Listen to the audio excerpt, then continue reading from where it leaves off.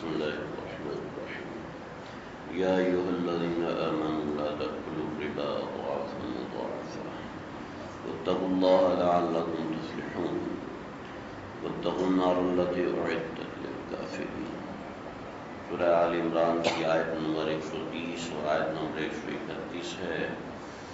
اللہ رب العزت ارشاد فرما رہے ہیں یا ایھا الذین آمنوا لا تأکلوا الربا،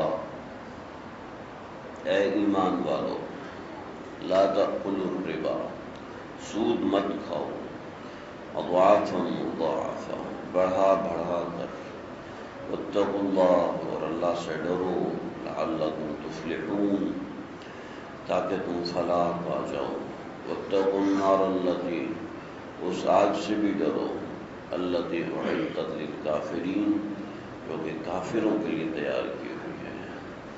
جہاں کہیں بھی قرآن مجید میں یا ایھا الذین آمنوا آتا ہے، وہاں سے اللہ تعالیٰ ڈائریکٹ ہم لوگوں سے مخاطب ہیں، براہ راست مجھ سے، براہ راست آپ سے، براہ راست فلاں فلاں فلاں، ہر آدمی اپنے آپ کو سوچ رہے ہیں کہ اللہ تعالیٰ مجھے فرما رہے ہیں اے ایمان والے آدمی، لا تأکلوا الربا، سود مت کھاؤ، اضعافا مضاعفا، بڑھا بڑھا کر، واتقوا اللہ، اور اللہ سے ڈرو، لعلکم تفلحون، تاکہ تم فلاح پاؤ۔ یہاں پر سود کی ممانعت ہے، 4 جگہ پر قرآن مجید میں سود کے حوالے سے بتدریجاً ذکر آیا ہے، یہ تیسرا مقام ہے، 2 مقام آگے آئیں گے۔ ایک مقام سورہ بقرہ کی آیت نمبر 277 سے 279 تک چل چکا، وہاں پر میں نے کافی ساری چیزیں آپ حضرات کے سامنے عرض کی تھی۔ یہاں پر چند ایک چیزوں کو میں بطور دوہرائی ذکر کروں گا۔ اللہ تعالیٰ نے براہ راست حکم دیا کہ لا تأکلوا الربا، کہ سود کو مت کھاؤ، مطلقاً سود کو حرام قرار دے دیا۔ اب اس میں سود کی کوئی بھی قسم ہوتی ہے، یہ پہلے زمانے میں بنیے کا سود ہوا کرتا تھا، تو وہ تو ایک آدمی پر ظلم ہوتا تھا، اس وجہ سے منع تھا۔ آج کل قوموں کا سود چل رہا ہے، کمپنیوں کا سود چل رہا ہے، وغیرہ وغیرہ، تو اس کا تو منع نہیں ہوگا، اللہ اس کا بھی منع فرما رہا ہے۔ مطلقاً جہاں پر سود آ جاتا ہے وہ چیز حرام ہو جاتی ہے۔ کیسی حرام ہو جاتی ہے؟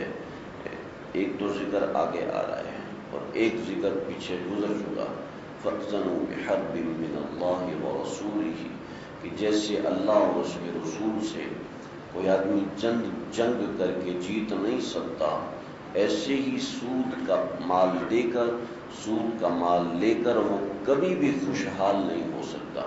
نظر تو آ رہا ہے کہ سود کی وجہ سے پیسے زیادہ ہو رہے ہیں، نظر تو آ رہا ہے کہ سود کی وجہ سے پروفیٹیبلٹی بڑھتی جا رہی ہے، نظر تو آ رہا ہے کہ ان کے ایسیٹس جو ہے وہ بڑھتے جا رہے ہیں، لیکن حقیقت میں کھوکھلا ہے، سب اندر سے کھوکھلا، اور اوپر کچھ بھی نہیں ہوتا۔ بڑی بڑی کمپنیاں بکتی جا رہی ہیں، بڑی بڑی فیکٹریاں بکتی جا رہی ہیں، سود کی وجہ سے، سود کی لعنت کی وجہ سے۔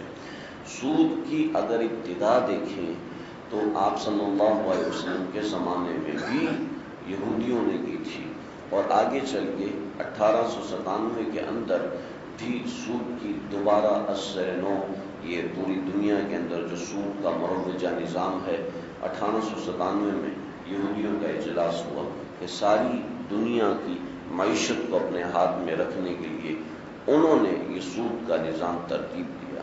چنانچہ آج ایک آدمی کہتا ہے جی مجھے پینشن ملی ہے 20 لاکھ روپیہ، مجھے پینشن ملی ہے 15 لاکھ روپیہ، اتنے لاکھ روپیہ، اب میں اپنی بڑھاپے کی زندگی کیسے گزاروں؟ چلو ڈالو بینک کے اندر، اور پھر اس کے اوپر جو انٹرسٹ ملتا رہے، فکس ڈپازٹ میں ڈال دیا، اس میں جو پیسے ملتے رہیں گے تو اس کے اوپر میرا گزارا ہوگا۔ پہلے تو اس کا جواب نہیں تھا، اب الحمدللہ حضرت شیخ الاسلام حضرت مفتی تقی عثمانی صاحب دامت برکاتہ اس کا ایک مروجہ نظام بنایا ہے جو اسلامک بینکنگ کے اندر آتا ہے۔ میزان بینک اور بینک اسلامی کے اندر جو پروفٹ ہوتا ہے وہ سود کا نہیں ہوتا، اس میں الگ نظام۔ بہرحال میں اس بحث میں نہیں جا رہا، صرف ایک اطلاع بات ہے۔ لیکن دوسری بات یہ، اگر یہ اسلامی بینک نہیں بھی ہے اور کوئی ایسا سسٹم نہیں ہے تو ہم اس کے مکلف نہیں ہیں کہ اب میں بڑھاپے کی زندگی کیسے گزاروں۔ اللہ تعالیٰ فرما رہے ہیں کہ جب تو ماں کے پیٹ کے اندر تھا، انت جنین فی بطون امہاتک، جب تم ماں کے پیٹ میں تھے اس وقت من اوصل الیک الغذاء، تجھے اس وقت کس نے روزی دی؟ انت جنین فی بطن امہاتک، جب تیرے تک روزی پہنچانے کا کوئی انتظام نہیں تھا اور میں نے تجھے پانی سے اتنا انسان بنا دیا روزی دے دے کے، تو وہ اللہ انسان کو بطور انسان 2 روٹی نہیں دے گا جو لاکھوں کروڑوں کا میدا بنا رہا ہے، وہ 2 روپے کی روٹی نہیں کھلائے گا۔ جی 2 روپے کی روٹی نہیں آتی، 50 روپے کی آتی، 200 روپے کی آئے۔ کیا اللہ تعالیٰ نے کبھی کسی کو بھوکا سلایا؟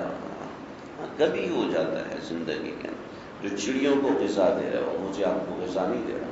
ہارون رشید جا رہا تھا، اس کے ساتھ حشم اور خدم تھے، تو یہ ایک بہلول تھے بڑے اللہ والے، ان سے وہ کھڑے ہو گئے اور کہنے لگے کہ امیر المؤمنین، آپ کو جو سیٹ ملی ہے وہ اس وجہ سے ملی ہے کہ آپ سادات میں سے ہو، لیکن یہ دیکھ لو جو سید السادات ہیں نبی کریم صلی اللہ علیہ وسلم، وہ جب چلا کرتے تھے حجۃ الوداع میں لاکھوں لوگ مسلمان تھے، 1,24,000 لوگ مسلمان آپ کے ساتھ تھے، لیکن ایسے حشم اور قدم نہیں تھے جیسے تم نے بنا کے رکھے ہیں۔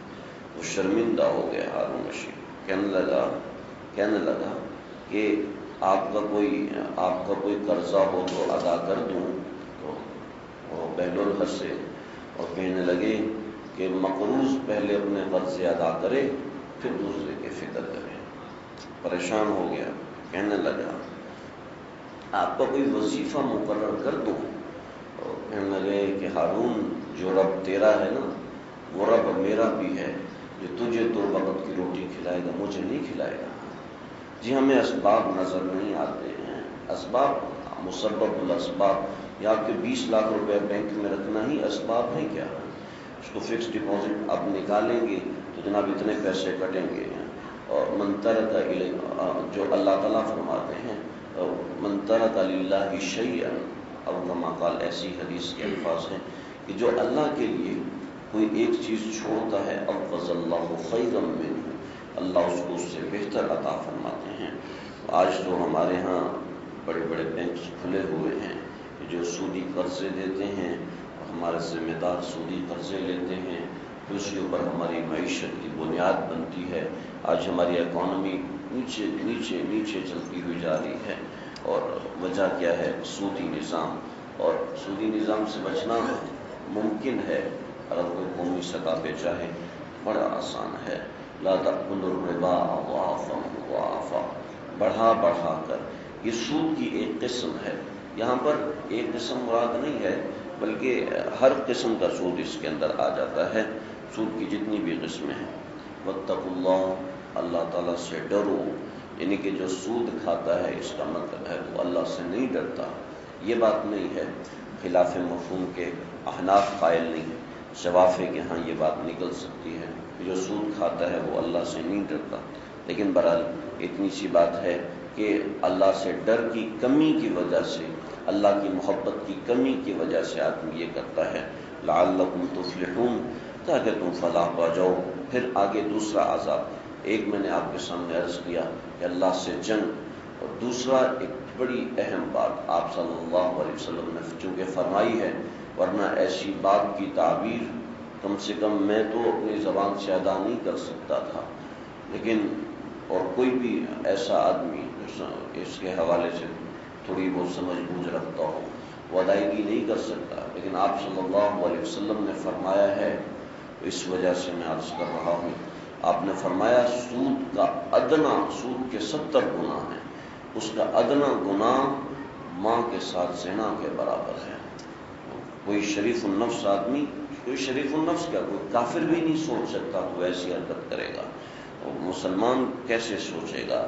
اور اللہ تعالیٰ آپ صلی اللہ علیہ وسلم فرمائے سود کھانے والا یہ کام کر رہا ہے کہ اس کی غیرت آہستہ آہستہ ختم ہوتی ہے۔ دوسرا عذاب، تیسرا عذاب، واتقوا النار التي اعدت للکافرین، اس آگ سے ڈرو جو کافر کے لیے تیار کی گئی ہے۔ آپ صلی اللہ علیہ وسلم نے فرمایا کہ دو لوگوں کو کفر کے بعد دو لوگوں کو سب سے بڑا عذاب ہوگا، سب سے زیادہ عذاب ہوگا۔ کون سے لوگ؟ ایک وہ جس نے ناحق قتل کیا، وہ، اور دوسرا سود خور، سود کھانے والا، سود لینے اور دینے والا۔ آج اے سی میں بیٹھ کے کوئی یہ نہ سمجھے کہ مجھے دنیا میں ٹھنڈک پہنچ رہی ہے، کوئی 2 روپے کا، کوئی 200 روپے کے، 200 روپے حرام کے لے کر اس سے مرغا لے کر آئے اور اس کو پکائے، اور دوسرا آدمی ایک مرغا رکھا باسی ہو گیا، اس میں بدبو آ رہی ہے تو نہیں کھاتا۔ جو 200 روپے کا تازہ مرغا بنایا ہے یہ بھی باسی ہے، لیکن اس کی بدبو ہم سونگھ نہیں سکتے۔ اللہ تعالیٰ کے حکم کے مطابق اس میں گندگی ہے، اللہ کے حکم کے مطابق اس میں غلاظت ہے۔ بھائی جتنا ہو سکے اس چیز سے بچیں۔ اگر کوئی مبتلا ہے تو ایسے نہیں، مشورہ کریں بھی کس طریقے سے بچنا ہے۔ کوئی بینک میں ملازم ہے، بچے کے بھی کس طریقے سے، پوچھے کہ بھی کس طریقے سے بچنا ہے۔ انشاءاللہ اللہ تعالیٰ بھی مدد فرمائیں گے۔ اللہ سمجھ دیجیے۔